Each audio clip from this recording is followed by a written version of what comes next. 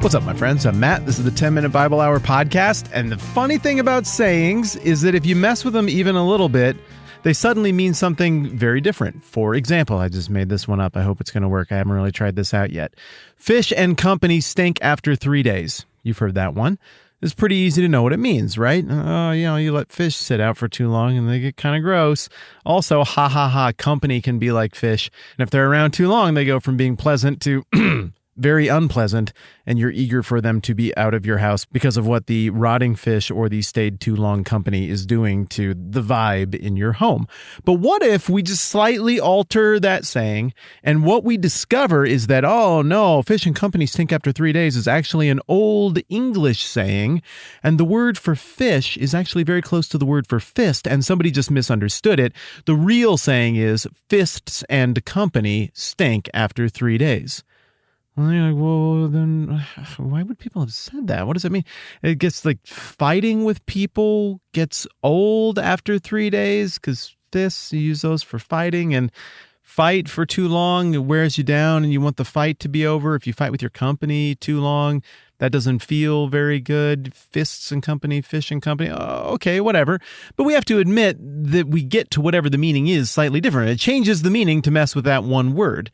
Likewise, when we look at Matthew chapter 19 and verse 24, with this very, very famous saying of Jesus, probably a top 10 famous saying of Jesus, even for people who've never read the Bible and aren't familiar with what part of the Bible it comes from, when we look at this phrase that Jesus says about a camel going through the eye of a needle, there is some contention throughout the centuries as to whether we're even actually getting this phrase right, and whether this rendering that you and I have heard and repeated so many times is actually even reflective of what Jesus said. So once again, there's a rich young ruler. He comes to Jesus. It's a nice exchange. It seems like Jesus even kind of likes the guy. He's got a soft spot for him. But the kid comes up, and the passage portrays him as waving his world kingdom resume about and trying to use the currency of his money and his name and his wealth and his reputation to impress Jesus and to demonstrate that through his good behavior and all these other things that he has, that somehow he is worthy to come into the kingdom. But Jesus reiterates a point that's been iterated a whole bunch throughout Matthew,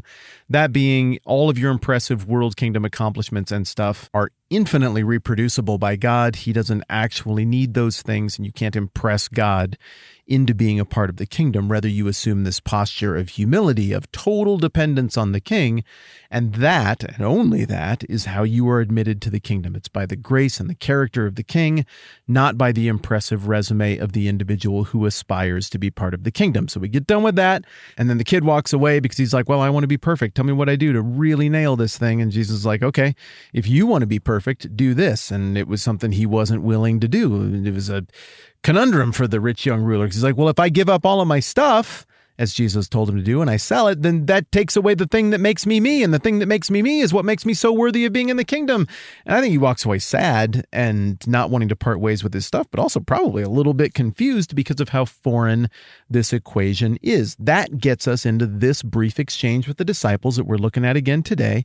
Jesus says to them, I tell you the truth, it's hard for a rich man to enter the kingdom of heaven. Again, I tell you, it's easier for a camel to go through the eye of a needle than for a rich man to enter the kingdom of God.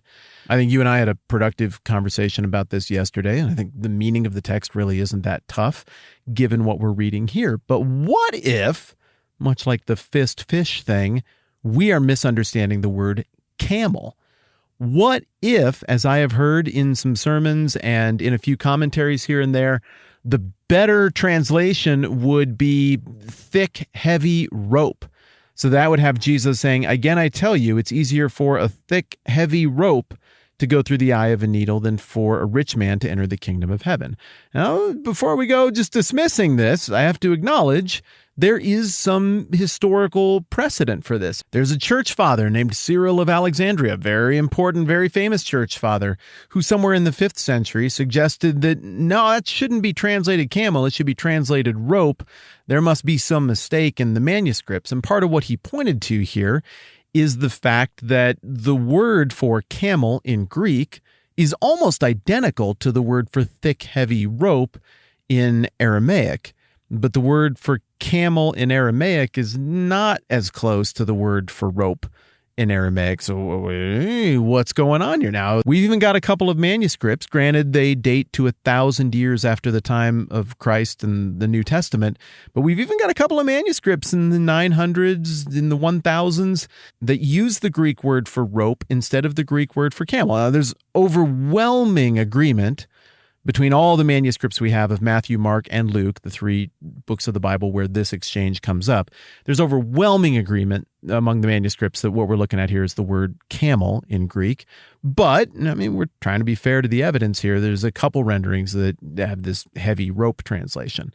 Now, the Greek word that pretty much every manuscript of Matthew has here in Matthew 19:24 is kamelon, or kamelos, depending on the form. And it's not that tricky to see that the same word gets used everywhere camel comes up. And this exact same word, kamelon, is used when Matthew and Mark give the description of the outfit that John the Baptist wore, a garment made of camel's hair. It doesn't work quite as well to say a garment of thick, heavy rope, but I suppose it's not completely impossible to make a case for that. The same exact word, kamelon, gets used over in Matthew 23:24, where Jesus is rebuking some people. And he says, "You blind guides, you strain out a gnat, but swallow a camel." Wouldn't make a ton of sense there for him to be saying you strain out a gnat, but swallow a thick, heavy rope. Now, the strongest evidence suggests that, the word that we've got in all of our Greek texts from which modern translations are translated is kamelos, kamelon, and not the much more rarely used kamelon. Kamelon, kamelon, that's the difference between the two. And that latter word would describe a thick, heavy rope or a cable. What's interesting, though, is that when I hear people talk about this argument from Matthew 19:24, they talk as though it profoundly changes the metaphor. I don't know. Let's think about that for a second. To tell you the truth, it's easier for a camel to go through the eye of a needle than for a rich man to enter the kingdom of heaven. Okay, well, a camel's like the biggest animal you can think of, biggest thing to be out meandering around. Eye of a needle is the narrowest opening that any normal person would think of. So, okay, it seems to work. It just makes it clear that's not very likely to happen. But then you think about a thick, heavy rope, like I guess, threads or strings are what you would normally put through the eye of a needle. So, okay. I'm not sure there's much distinction between the possibility of this being a big, giant, heavy rope would have trouble passing through an eye of a needle versus a camel would have trouble passing through an eye. Like, neither of them are going through the eye of the needle. So the question then comes down to two things. One, what we've already done, which is looking at the actual words and thinking through what's going on. And I have to concede the reality that it looks like the Aramaic word for thick, heavy rope could look very, very similar to the Greek word for camel. Okay, so we got that. And then the other way to consider the reality here is literary context. And, well, which word seems more likely to have been used given what Jesus is saying?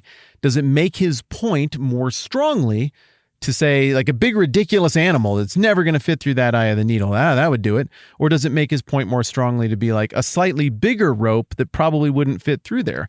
I would argue it's more consistent with Jesus' teaching style to use hyperbole, as we talked about yesterday. That seems to have been a rhetorical style that Jesus likes to employ, and I don't think he more effectively illustrates his point by reducing the absurdity of this hyperbole, a camel through an eye of a needle, down to like a much bigger rope through an eye of a needle. And I suppose in summary, other than as a curiosity to spend 10 minutes on a podcast on once in our lives, I don't really even see the upside to trying to make the case that, no, it is this super minority position and he did mean a thick, heavy rope. How does that change the meaning enough that in some way it reframes it in a way that's like, oh, no, that's a very important biblical truth that was lost on us that we're trying to reclaim and salvage from the ashes of history so we can reconnect with the true thing Jesus meant to say. No, it seemed that the two possibilities we have in front of us here is that, A, it's completely ridiculously impossible to imagine that your world kingdom currency would have any value in buying you into the kingdom. Or if we take option number 2 with this thick, heavy rope language, then I guess what Jesus is saying is it's only pretty silly to imagine that your world kingdom resources would have value or buy you into the kingdom somehow. So again, I know there are much smarter people than me out there who see this one differently, but after taking my best run at it here today, getting ready for this podcast, I got to say that I think the vast majority manuscript tradition, that being that the word here is indeed camel, is probably the better read linguistically and contextually. And either way, I guess I don't need to be in a fight with anybody because it seems like the meaning holds. But we're still not done with this camel eye of the needle thing, because there's one more really interesting historical interpretive quirk here, where some have suggested that there might have been a super secret gate that nobody knew about until relatively recently, called the eye of the needle gate, that camels could squeeze through if they tried super hard, but it was very, very difficult, and that's what Jesus was referencing. We'll break down the veracity of that possibility next time around.